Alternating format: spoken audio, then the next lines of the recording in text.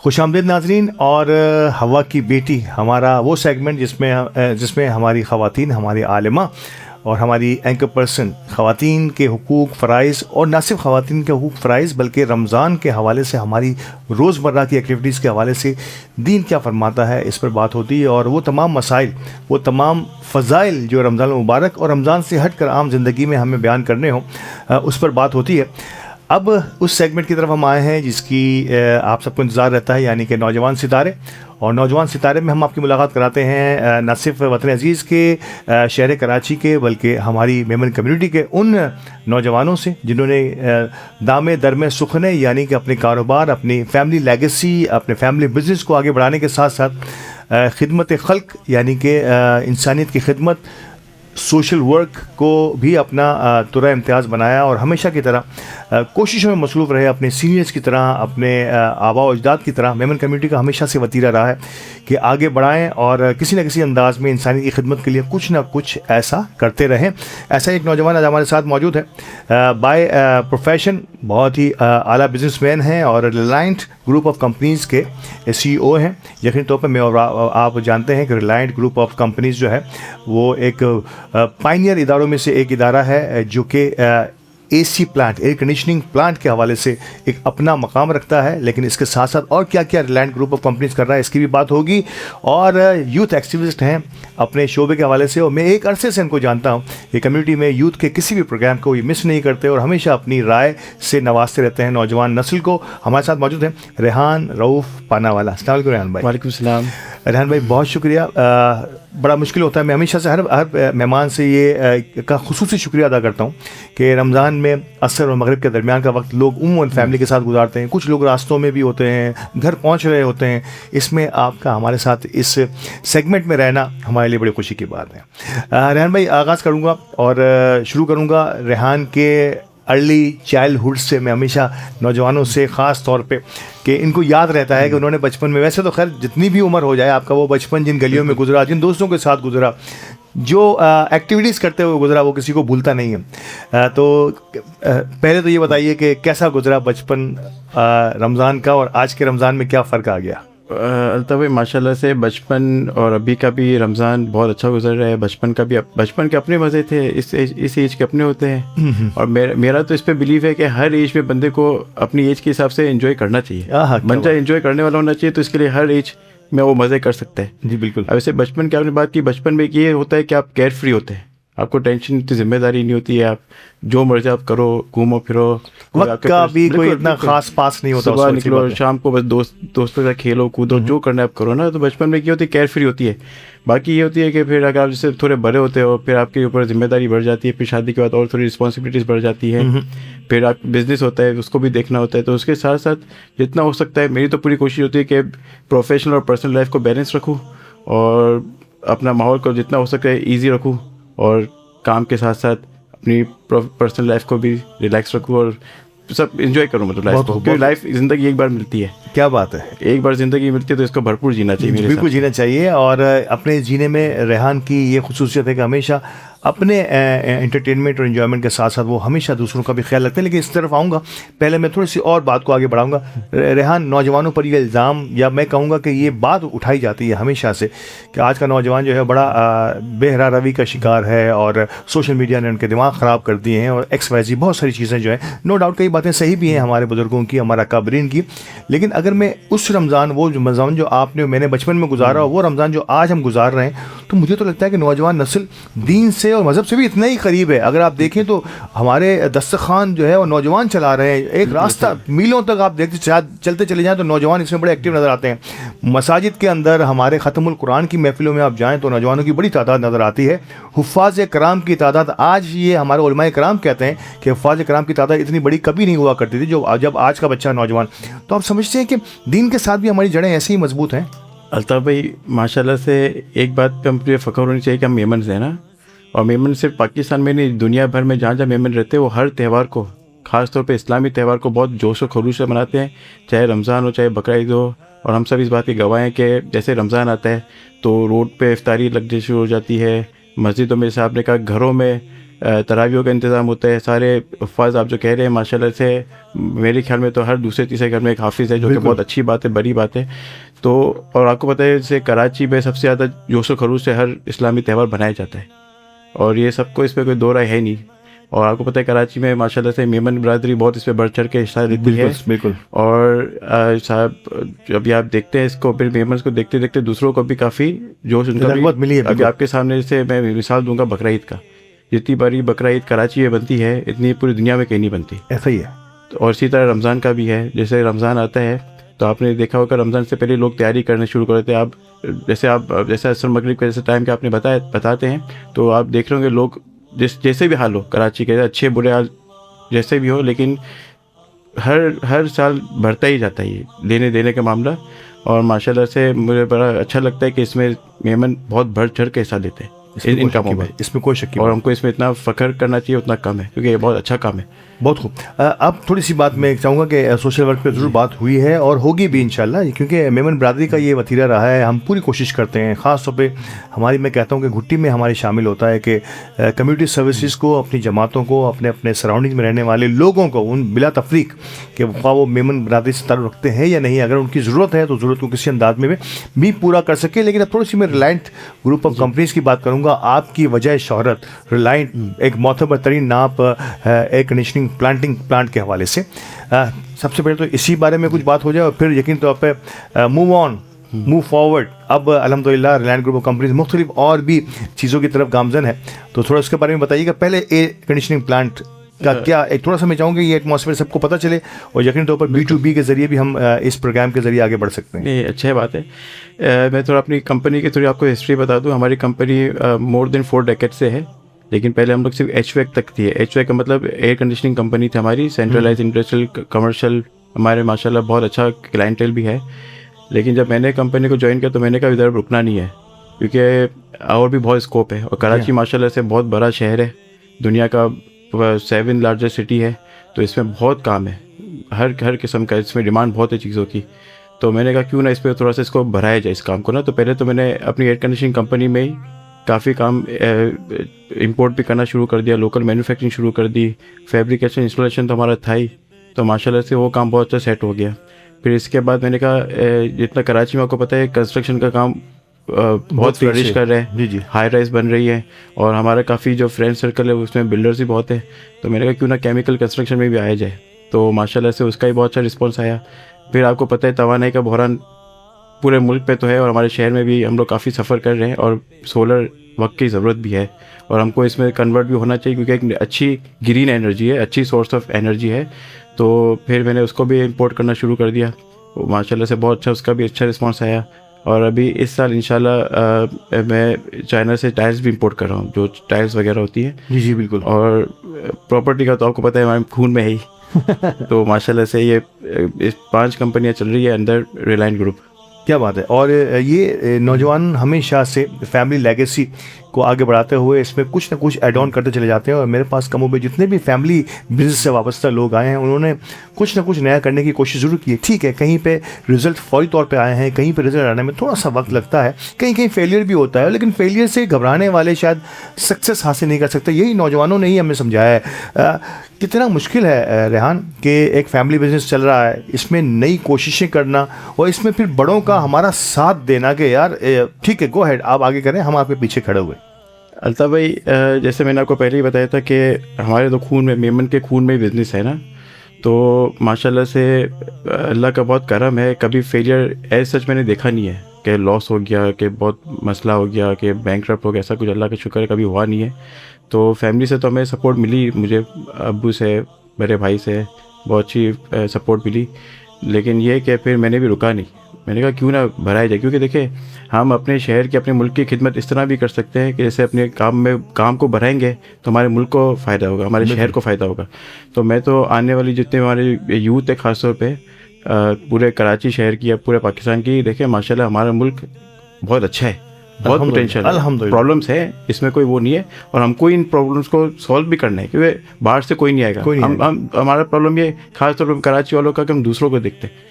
मुझे नहीं समझ दूसरों पर क्यों ब्लेम करें, हम खुद क्यों नहीं अच्छा कर सकते? क्या बात। जब माशाल्लाह से अल्लाह ने हमको इतना नवाजा हुआ है, तो हम अपने इलाके को क्यों नहीं अच्छा कर सकते? हम दूसरों के देखने के बजाय अगर हम खुद ही थोड़ा सा अच्छा काम करना शुरू कर दें, तो हम माशाल्लाह सबके लोगों ने बहुत किया, कराची वालों ने बहुत किया ना। अब ज़रूरत है कि हम कराची को कुछ दें, क्योंकि कराची ने हमको बहुत कुछ दिया। क्या बात, क्या बात। तो मेरा तो ये पूरा इंशाल्लाह मुस्तकबिल में पूरा एक मिशन है कि एक टीम बनाई जाए, जिसमें माशाल्लाह से आपको पता है हमारे कराची वाले बहुत अच्छे दिल के लोग हैं। जी जी, ये तो बेलौस खिदमत करते हैं दूसरों की भी, बगैर देखे कि हमारा है कि अपना है कि पराया है। तो मैं चाहता हूँ कि एक अंडर वन अम्ब्रेला सारे हम मेमन बैठे और कराची के बारे में अब सोचें कि अब कराची को किस तरह सर्व करना है, और कराची को एक वाकई में इंटरनेशनल सिटी कैसे बनाना है। कि मेरा एक ख्वाब है, मैं ये देखना चाहता हूँ कि ऐसे नीचे हमारे एक माशाल्लाह से बहुत अच्छा इलाका है, मेरे तो खैर बर्थ प्लेस है ये मोहम्मद सोसाइटी का। मैं चाहता हूँ कि जैसे यहाँ पे बहुत अच्छे अच्छे फूड चेन भी है, मेरी ख्वाहिश है कि इन रेस्टोरेंट्स में बाहर के लोग फॉरेनर्स बैठे हो। जैसे हम मलेशिया, थाईलैंड, चाइना, टर्की वगैरह जाते हैं, वहाँ पे कैसे कैफ़ेज़ में फॉरेनर्स बैठे होते हैं। तो मेरी ख्वाहिश है कि तारिक रोड पे, इवन बंस रोड पे, हुसैनाबाद फूड स्ट्रीट पे, वहाँ पे हम लोकल के साथ साथ फॉरेनर्स भी हैं, दुनिया भर के लोग इधर हैं। तो एक सॉफ्ट इमेज और हमको अच्छा पेश करना है। देखिए सॉफ्ट इमेज तो माशाल्लाह से कराची का इतना बुरा तो है नहीं। जी जी, माशाल्लाह से लॉ एंड ऑर्डर की सिचुएशन बहुत कंट्रोल में है। मसला सिर्फ इंफ्रास्ट्रक्चर का है। तो उसको अगर मैं ये चाहता हूँ कि हम सब मिल के अगर खुद ही शहर को थोड़ा डेवलप कर दें, इतना अच्छा बना दें, इतनी अच्छी तफरी गाहें बना दें, ताकि बाहर भाई लोग भी इधर आएँ।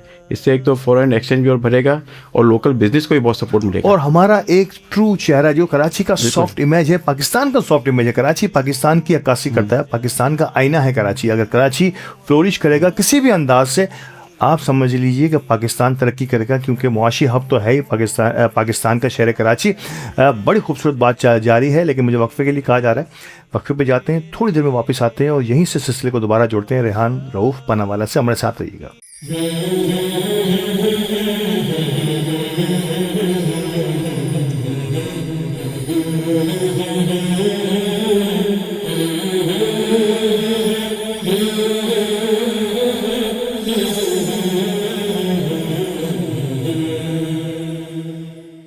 Unlock the future of connectivity.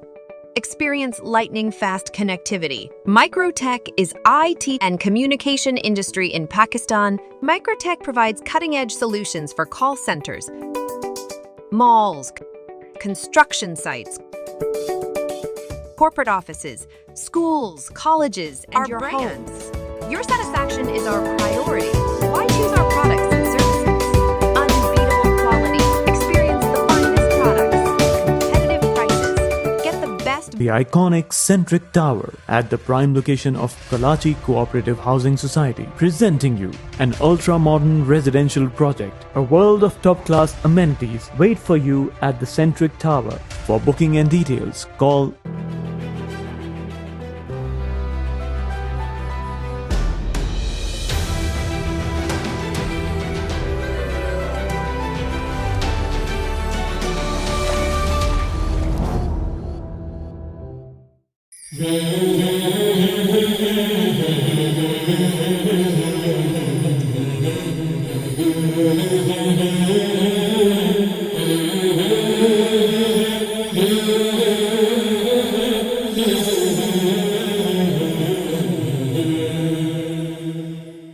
खुशामदीद नाजरीन एक बार फिर, और हमारे साथ नौजवान सितारे में रेहान रऊफ पनावाला से बड़ी दिलचस्प गुफ्तगू मैं करूँगा कि बड़ी जो है वो दानिशवराना गुफ्तगू हो रही थी कि शहर कराची को हम कैसे जो है ओन कर सकते हैं। मतलब ओन तो हम सब करते ही हैं, लेकिन शायद अपनी वो जिम्मेदारियाँ जो हमें अदा करनी चाहिए, रेहान ने कहा कि वो हम कैसे अदा करें, और इसके लिए उन्होंने एक बार फिर पूरे कराची के अवाम समेत मेमन बरादरी से रिक्वेस्ट की है कि आइए कुछ मिलकर ऐसा कुछ करें कि इस शहर की रौनकें, शहर कराची, रोशनियों का शहर को फिर दोबारा से आबाद करते हैं। और इसको आबाद करने के लिए हमें ज़रूरत होगी उन हाथों की जो इस कराची के करता धरता भी हैं।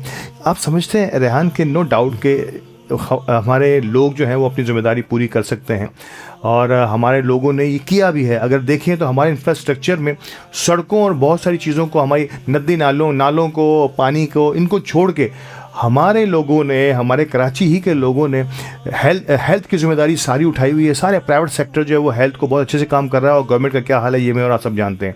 एजुकेशन को देखें तो एजुकेशन का शोबा भी सारा जो है आम प्राइवेट लोगों ने, ख्वाह वो जो है वो सस्ती दे रहे हो या महंगी दे रहे हो, लेकिन प्राइवेट ने जिम्मेदारी उठाई है। ये जिम्मेदारी शायद गवर्नमेंट भी अदा नहीं कर पाई है। तो आप समझते हैं कि शायद कुछ गवर्नमेंट भी अपनी जिम्मेदारी अदा करें। ट्रांसपोर्टेशन को भी देखें तो प्राइवेट और गवर्नमेंट में मुझे आप बहुत बड़ा फ़र्क नज़र आता है। तो आप समझते हैं कि अब हुकूमतें भी थोड़ा सा हमारा काम साथ साथ ये कि वो काम करें जो हमें करना है, हमारी जिम्मेदारी है, हम हुकूमतों को भी थोड़ा सा झंझोड़ें। अल्ताफ़ भाई, माशाल्लाह से कराची में सब टॉप के बिजनेसमैन हैं, लेकिन एक जगह हम सब थोड़े से बैकफुट पे हैं कि हमको गवर्नमेंट से काम करवाना नहीं आता। ये देखो, माननी पड़ेगी जहाँ पे हमारा लैक है। पता नहीं क्यों मुझे समझ नहीं आती है कि देखिए, जो आपने कहा कि इनसे हमको काम करवाना नहीं आता। अब आप मुझे बताएं, अगर आपका पास कोई सर्वेंट हो, अगर आप उसका रोज़ सुबह सेल्फी लें, आप उसको अपनी सीट पे बिठा दें, सर पे बिठा दें, तो आपका काम करेगा? नहीं करेगा। हमने इनका दिमाग ख़राब कर दिया कि ये भी सिविल सर्वेंट है। आपके मेयर, चीफ मिनिस्टर, जो भी, मैं ये नहीं कहता कि इनको आप बिल्कुल जूतों की नोक पे रखो, लेकिन देखें हमको काम करवाना चाहिए। वो हमारी सर्विस के लिए आए हुए, क्या ना कि अब मैं कितने भी प्लेटफॉर्म में आते हैं ना, तो मैं बड़ा पुरजोश जाता हूँ यार। सवाल पूछेंगे, यार क्यों कराची का यह हाल कर दिया आप लोगों ने, हम इतना पैसे देते हैं, सब कुछ है, तो ये कराची टूटा फूटा क्यों है? जैसे हम इस प्लेटफॉर्म में जाते हैं जहाँ पे ये सब इन्वाइटेड होते हैं, हमारी बिजनेस कम्युनिटी भी इसमें होती है, तो मुझे बड़ी अजीब सी फीलिंग आती है कि मतलब उसमें हम इससे सवाल जवाब करने के बजाय इनकी आओ भगत में लगे होते हैं, इनको वीवीआईपी बिठा देते हैं। क्या बात। और जो मेन आवाम होती है वो पीछे बैठी होती है। बहुत खूब। और बहुत शर्मिंदगी होती है मुझे कुछ कि हम कहाँ आ गए। और दूसरा, फिर आखिर में मैं चाहता था कि इनसे थोड़ा सा टफ क्वेश्चन हो, बजाय इसके लोग इनसे सेल्फी लेते हैं, और अगर कोई करने की जरूरत करते हैं तो उसको बिठा देते हैं। देखो, हमारे लोगों की कोताही है कि हम इनको सर पे बिठा देते हैं तो वो काम नहीं करेंगे। बिल्कुल सही। लेकिन थोड़ा सा हमको भी सख्त होना पड़ेगा इस मामले में। इनसे भी काम करवाना है, हमको खुद भी काम करना है। अब देखें, लोग इधर कर रहे हैं, लेकिन वो इतना प्रैक्टिकली इतना यूज़फुल नहीं है हमारे शहर के लिए। देखिए, शहर का वाकई में ख़राब है। आप एक दो इलाकों को अगर छोड़ दें, मेरे ख्याल में 65-70% कराची का इंफ्रास्ट्रक्चर इस वक्त बहुत तबाह है। देखें, हम माशाल्लाह से मैं भी 15-16 मुल्क घूम के आया हूँ। किसी मुल्क भी, हालांकि काफ़ी मुल्क ऐसे जो जीडीपी पे हमारे नियर ये है, कोई ज़्यादा बहुत हाईफाई नहीं है, लेकिन फिर भी देखें वहाँ पे लगता है कि हम शहर में रह रहे हैं। एक सिटी की लाइफ अलग होती है। इस तरह नहीं होती कि जैसे यहाँ पे धूल मिट्टी हो रही है, सीवेज का निज़ाम नहीं है, टूटी फूटी सड़कें हैं। और मुझे तो बहुत अफसोस की बात होती है कि हम 21वीं सदी में रह रहे हैं, आज भी कराची का बच्चा गटर मेन होल खुले होने की वजह से हमारे बड़े बूढ़े बुजुर्ग इसमें गिर रहे हैं। और ये खबर सुनते हैं ना, तो मतलब ऐसा लगता है कि हम इसे बंद कर दें, मोबाइल ना देखा करें, क्योंकि ये बड़ी नेगेटिव न्यूज़ होती है हमारे लिए ना। सही। तो मैं बस ये चाहता हूँ कि एक वन अम्ब्रेला, अब ये कि देखें गवर्नमेंट से भी काम करवाना है, इसमें कोई दो राय नहीं है, उनका भी किबला दुरुस्त करना है हमको। लेकिन इसके साथ साथ देखें, जैसे आपने कहा कि हम हेल्थ में हम बहुत हमारा रोल प्ले है ना, कि वाकई में जितने हमारे जो प्राइवेटली ओन जितने हॉस्पिटल्स हैं, चाहे वो महंगे हों कि चैरिटेबल हो, पूरे पाकिस्तान से लोग इधर ही आते हैं, इसमें कोई दो राय नहीं है। मैं गवर्नमेंट हॉस्पिटल्स की तो बात ही नहीं कर रहा हूँ। सही। स्कूल्स की वाकई में जितने भी प्राइवेट ओन है, चाहे हमारी कम्युनिटी मेमन कम्युनिटी के, वो बहुत अच्छी चल रही हैं। गवर्नमेंट की कराची यूनिवर्सिटी देखते तो बहुत अफसोस होता है कि कहाँ पूरी दुनिया के लोग इधर आते थे और आज वहाँ पे हमारे खुद का बच्चा नहीं जा रहे। सही। अब ये मैं चाह रहा हूँ कि इसके जो आपने देखें, जो इफ्तार ड्राइव के साथ साथ पूरे साल जो इधर दस्तरखान सजते हैं, देखें वो अपनी जगह पे ठीक है, मैं किसी को बुरा नहीं बोलता हूँ, लेकिन मेरे ख्याल में इससे ज़्यादा ज़रूरी यही है कि अभी कराची के इंफ्रास्ट्रक्चर पे काम किया जाए। क्योंकि देखो, कराची का नौजवान आपके सामने बहुत बाहर जा रहे हैं, ये बहुत बैड न्यूज़ है। अगर आप इसको थोड़ा रिसर्च करें, जितने पढ़े लिखे या स्किलफुल लेबर बाहर जा रही है कराची से, हमारे मेमन कम्युनिटी के मैं खुद जानता हूँ, इतने बड़े बड़े फैमिली बिजनेसेस चले गए बाहर। दुबई में आप तो बेतहाशा कंपनी खुल गई, हमारे मेमन लोग बहुत चले गए। देखिए, कराची के लिए बहुत नुकसानदेह। वो क्यों जा रहे थे कि पैसा तो दुनिया में आप कहीं भी कमा लोगे, पैसा कमाना कोई मुश्किल बात नहीं है। असल चीज़ है कि आप रह किधर रहे हो, सेफ्टी सिक्योरिटी। और मेन बात कि मतलब आप कहीं बैठे तो लगे तो बड़े एक मेगा शहर में बैठे हुए हो, मतलब यहाँ पे एक इन्वायरमेंट वाला नहीं बना हुआ है ना कि आप सुकून से फैमिली के साथ घूम फिर सको। आप मुझे बताएं, वीकेंड में आप फैमिली के साथ कहाँ एंजॉय कर सकते हो? अगर प्राइवेट क्लब में आपका मेंबरशिप नहीं है तो आप कहाँ जाओगे? मुझे थोड़ा बताया जैसे आप। और अगर आप हफ्ते में एक दिन थोड़ा सा मेंटल पीस के लिए क्या फैमिली के साथ जाओगे नहीं फ्रीली? आप देखो ना, पहले मुझे याद है बचपन में मैं अपनी फैमिली के साथ फ्रीली हम लोग सी व्यू जाते थे, बहुत इन्जॉय करते थे, पूरा दिन बैठे होते थे। अब तस्वुर भी नहीं कर सकते, मुझे नहीं पता चलता 10-12 सालों के मैं सी व्यू नहीं गया। हिल पार्क एक हमारे इलाके में बहुत अच्छा होता था, मुझे याद पड़ता है हम एवरी डे जाते थे हिल पार्क, वॉक करते थे। वहाँ पे एक रेस्टोरेंट्स बने होते थे, वहाँ पे खाना खाते थे, स्नैक्स करते थे, बहुत मज़ा आती थी। अच्छा अच्छे पार्क्स थे हमारे। आप देख ले सफारी पार्क का क्या हाल हुआ है, मतलब ये जू का हमारा, जू का तो मैं बता नहीं सकता, वो तो एक डिप्रेसिंग बहुत जगह है वहाँ पे। तो जो जानवरों की हालत है, देखिए कहा जाता है किसी भी शहर की अगर आपको हेल्थ वाइज देखना है ना कितना एक शहर वो हेल्दी है, हाँ, तो आप उसका जू देखें और हमारे जू से आइडिया हो जाता है कि हमारा शहर अभी कहाँ खड़ा है। क्या क्या किस मोड़ पे ले गया हमारी इस गुफ्तगू को रेहान, जो है ना, मैं कह रहा हूँ कि नौजवानों से जब बात होती है तो इनके ये हमारे उगदे खोल देते हैं कि किस तरह से शहर कराची को हम जो है तबाह बर्बाद करते चले जा रहे हैं।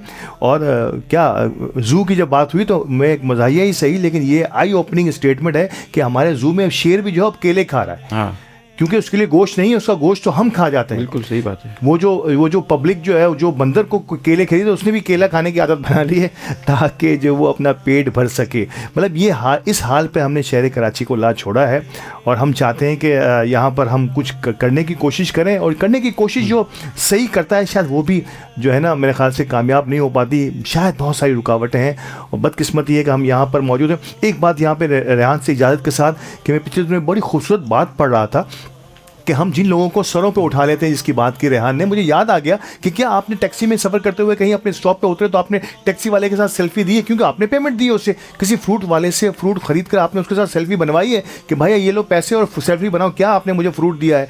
कहीं ऐसा हुआ है, कहीं मेडिकल स्टोर बेकरी से कोई चीज़ खरीदने के बाद, पेमेंट करने के बाद आपने सेल्फी बनाई है, क्योंकि उन्होंने आपसे पेमेंट ली है, सर्विस दी है, आपने उनसे सामान ले लिया। तो ये लोग जिनको आपने वोट दे के यहाँ तक लाए हैं, आपके वोट से, आप ही के फंड से, आप ही के टैक्सेस से आपको ये सर्विसेज देते हैं, लेकिन आप हैं कि जैसे ही कोई छोटी सी 1 किलोमीटर की सड़क बन जाए तो आप बैनर पे बैनर 3000 बैनर लगा देते हैं कि शुक्रिया। किस चीज़ का शुक्रिया, किस चीज़ का शुक्रिया? उन्होंने अपनी जिम्मेदारी अदा की है। वैसे ही बड़े हम ये जिम्मेदारी जो 1 साल पहले नहीं 10 साल पहले अदा करनी चाहिए थी, जो उन्होंने अब अदा की है। तो मैं कह रहा हूँ हमें अपने आप को एज एन ह्यूमन बीइंग, हमें एज एन कराचिस्ट जो है ना अपने आप को बदलना होगा कि हमें अब इनसे पूछना होगा।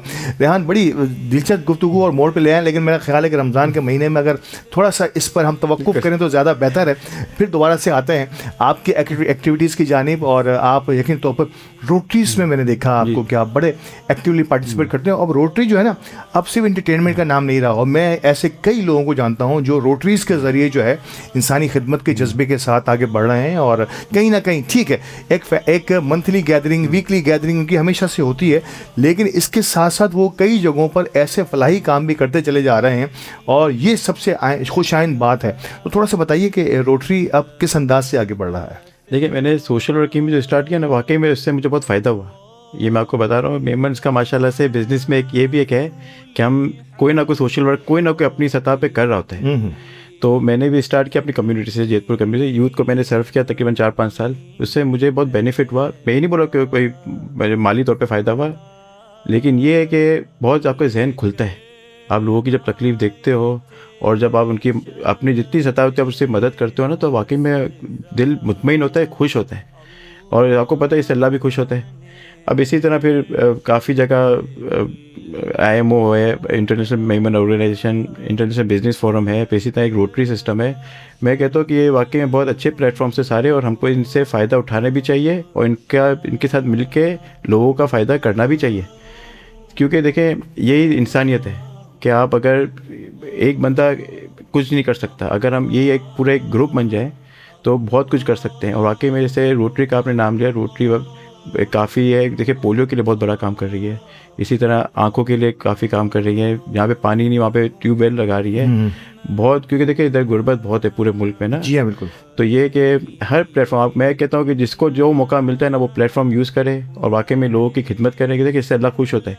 अल्लाह आपसे खुश होगा तो इससे बड़ी कोई बात ही नहीं है, क्योंकि देखो अल्लाह को राज़ी करने के लिए हम दुनिया में आए हुए। अल्लाह आपसे खुश होगा तो आपकी ज़िंदगी वैसे ही अच्छी हो जाएगी। और देखिए, खुशियाँ बांटने से खुशियाँ बढ़ती हैं, कम नहीं होती। बहुत खूब। तो और अगर आप किसी ऐसे फैमिली का अगर आप मदद करते हो, और आपको पता है दूर दराज इलाकों में वैसे ही मदद की बहुत ज़रूरत है। अभी सर्दियाँ थी, यकीन करें, बल्कि मैं आपको कोरोना का एक किस्सा सुनाता हूँ।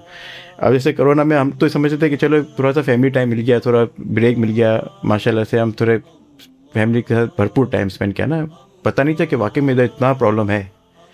अब 4 दिन में ना तो एक हमारे एक ग्रुप ऑफ फ्रेंड्स था, उन्होंने कहा यार यहाँ अभी काफ़ी लोग हैं ना, हमको वहाँ पे फ़ोन आते हैं कि यार कुछ इलाके ऐसे हैं जहाँ पे वाकई में खाने पीने का प्रॉब्लम हो गई है। जी हाँ। 4 दिन हो गए कि कंपनियाँ बंद हैं, फैक्ट्री बंद है, लोगों के पास एम्प्लॉयमेंट नहीं है, उनके पास अभी भूख चल रही है घर में ना।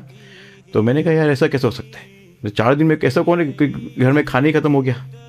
तो मैंने कहा चलो चलते हैं। तो हम लोग काफ़ी कराची के स्लम्स एरिया में गए ना, जो बिल्कुल ही जिसमें हम कभी गए भी नहीं थे। तो जैसे मैं गया उधर, तो हमने पहले दिन, ये मुझे अच्छी तरह याद है कि हमने सोचा था कि पहले दिन 500 फैमिलीज़ में सिर्फ ½ लीटर, आप यकीन नहीं करोगे वाकई में आधा लीटर दूध बांटने जाएंगे। मैंने कहा यार रात के 2 बजे आधा लीटर किसी घर पे जाके दूध देंगे, वो हमको क्या बोलेगा, क्या कौन आया, हमको तंग करना है वो। दोस्त ने तू चल तो सही। जैसे हम लोग गए, यकीन करें अल्ताफ़ भाई, उस आधा लीटर दूध के लिए लोग बेचारे आधा घंटा इंतज़ार कर रहे थे कि यार आधा लीटर दूध भी उनके लिए बहुत बड़ी नेमत की बात थी। फिर हमको पता चला नहीं अभी तो काम की बहुत ज़रूरत है। फिर हमने अपना चैनल फिर बढ़ाया, फिर लोगों दोस्तों जैसे मदद ली कि भाई भी बहुत काम है। फिर और वाकई में कराची वालों ने बहुत अच्छा रिस्पांस भी किया था। मुझे नहीं पता पूरे मुल्क में क्या था, लेकिन वाकई में कराची वालों ने बहुत अच्छा बढ़ चढ़ के इसमें हिस्सा लिया। हमारे ट्रक्स भर भर के हम लोग गए, दोस्त मिल के, और जितने स्लम्स एरिया थे वाकई में उस वक्त बहुत बुरा हाल था। हमको वाकई में जब मुझे पता चला कि जब मैं खुद गया और मैंने जब विटनेस किया कि काफ़ी लोगों के लिए कोरोना एक नाइटमेयर था, और जितने जो बेचारे दिहाड़ीदार तबका है उनके लिए वाकई में बहुत एक मिजरेबल टाइम था, बहुत मुश्किल। और वाकई में कराची वालों को सलाम है जिन्होंने वाकई में अपने कराची वाले दूसरे भले गैर मुकामी थे कुछ भी थे, लेकिन उनका बहुत अच्छा साथ दिया। और अल्लाह का बहुत करम है कि एक भूख से कोई नहीं मरा कोरोना के टाइम पे। ये बात तो हकीकत है कि शहर कराची में लोगों ने दिल खोलकर उस मुश्किल वक्त में, इस आजमाइश के वक्त में पूरी तरह साथ दिया। और हमेशा की तरह जब भी सैलाब जलजला कहीं भी कुछ भी हो, शहर कराची, मैं पूरे पाकिस्तान की बात करूंगा कि पाकिस्तानी दिल खोलकर एहतियात भी करते हैं और फ्रंट लाइन पर आकर अपनी जानी और माली के साथ साथ अपनी जानी कुर्बानी भी पेश करते हैं। रेहान, अब कमोबेश हमारे प्रोग्राम का वक्त भी ख़त्म हो रहा है, लेकिन आखिर में एक सवाल, आपका बड़ा देरीना वास्ता है अली गोडिल हमारे CEO से, और हमारी ट्रांसमिशन अभी आके आप हमारे स्टूडियो में देख रहे थे कि हर साल की तरह इस साल भी बड़ी एक्टिविटी यहाँ नज़र आ रही है, पहले से बेहतर। यकीनी तौर पर आपने कहा कि ये कैसे देखते हैं हमारी इस एक्टिविटी को और इस जर्नी को? अल्ताफ़ भाई माशाल्लाह आपसे भी बड़ा पुराना ताल्लुक है, आपको देख देख के आप, मुझे अच्छी तरह याद है WMO में जब आप लीड करते थे तो हम आपके साथ आते थे, आपके कैंप्स में हम पार्टिसिपेट करते थे। तो आपसे भी बहुत कुछ हमने सोशल वर्किंग हल्की फुल्की जो कर रहे आपसे सीखी है। इसी तरह अली के साथ भी मेरा यही ऐसा ही ताल्लुक है ना पुराना, मतलब आप समझे तकरीबन 16-17 साल से ऊपर ही हो गए होंगे। तो ये भी माशाल्लाह हमारी कम्युनिटी के लिए पहले बहुत ज़्यादा इसने खिदमत की है। देखिए आज माशाल्लाह इसको जो फल मिला है ये भी लोगों की दुआएं। हाँ हाँ बिल्कुल, क्योंकि आज अली को लोग देखते हैं, अली माशाल्लाह से एक डाई हार्ड वर्कर था हमारी कम्युनिटी का, अल्हम्दुलिल्लाह। मतलब मैं इसको ईद के 3 दिन खाले अपने ऊपर लटका के बाइकों में घूमता था, यूँ नहीं यार हमारी कम्युनिटी के लोगों को इससे फ़ायदा होगा। और जो ओकेशन हमारी कम्युनिटी में शुरू में होता था ना, क्योंकि ये भी हमारी जयपुर कम्युनिटी का है अली गोडिल, तो ये हर मौके पे ये पहले होता था पेश और बहुत लोगों की दुआएं ली। और अभी भी मुझे पता है पसे पर्दा ये लोगों की बहुत मदद करता है, अपने खुद ओन पे भी कर रहा होता है। देखें वही वाली बात है कि अल्लाह से बिज़नेस करने वाली बात है। और आज माशाल्लाह से देखते देखते मेरे ख्याल से मेमन का तो नंबर 1 है ही, और एक इंटरनेशनल लेवल के बिल्कुल लगता है जो। और मैं भी यही बात कर रहा था कि यार मतलब कॉम्प्रोमाइज़ नहीं होती क्वालिटी में, पूरी कोशिश। जो माशाल्लाह जो हैं शमीम भाई, सादिक भाई, जितने भी इनके स्टाफ भी है मेमन टीवी का, ये कॉम्प्रोमाइज़ नहीं होने देते। ये खुद बोलते नहीं यार ज़ीरो कॉम्प्रोमाइज़ ऑन क्वालिटी, जिसकी वजह से देखें लोग भी चीज़ चेक करते हैं, सब देखते हैं। आज ऐसे ही नहीं बड़े बड़े बिजनेसमैन अली के जैसे अली आते तो यार सब गले लगाते, क्योंकि वो भी क्वालिटी देखते हैं। और वाकई में मेमन टीवी की माशाल्लाह से क्वालिटी है, जिसकी वजह से आज माशाल्लाह से 4-5 साल में इतना आगे कि मैं बयान नहीं कर सकता कि सब बड़े बड़े लोग इतनी तारीफ़ करते हैं। वाकई में अली के साथ मेरी इतनी दोस्ती गहरी है कि अली मुझे 15 मिनट बोलता है कि आ जाओ, मैं आ जाता हूँ, क्योंकि एक दोस्ती दोस्त है। बहुत खूब। और माशाल्लाह से अली कल जैसा था आज भी ऐसा ही है, और इसी तरह लोगों से मिलता है, चाहे वो गरीब हो, अमीर हो, मिडिल क्लास हो। अली के लिए हर क्लास बराबर है। और यही बात इसकी मुझे सबसे अच्छी लगती है। क्या बात है। और यही हमारी कोशिश भी है। हमारी कोशिश है कि मैं हर दफ़ा कहता हूँ, ये बार बार याद दिलाता हूँ कि आपका आने वाला कल आपके गुजरे हुए कल से बेहतर होगा, तो समझ लें कि आप बेहतरी की तरफ गामजन हैं, और यही हमारी कोशिश भी है। बहुत शुक्रिया रेहान हमारे साथ रहने के लिए। हमें अब जो है रमज़ान दस्तरखान की खुशबू आना शुरू हो गई है। हमारा किचन कमो बेश एक्टिव हो चुका है। हमारी शेफ्स और हमारी होस्ट बिल्कुल तैयार हैं। तो बस यहाँ से आपसे इजाज़त लेते हैं और चलते हैं रमज़ान दस्तरखान की तरफ। हमें इजाज़त दीजिए।